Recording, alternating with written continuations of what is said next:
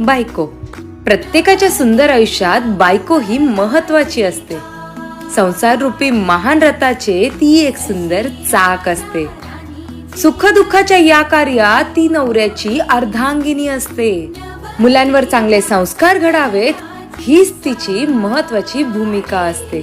नवरा कितीही रागवला तरी ती त्याला समजून घेते, कारण तिला नवऱ्याच्या कष्टाची अंतःकरणातून जाणीव असते.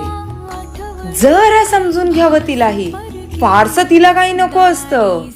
प्रेमाच्या 2च शब्दांची तिला फक्त भूक असते.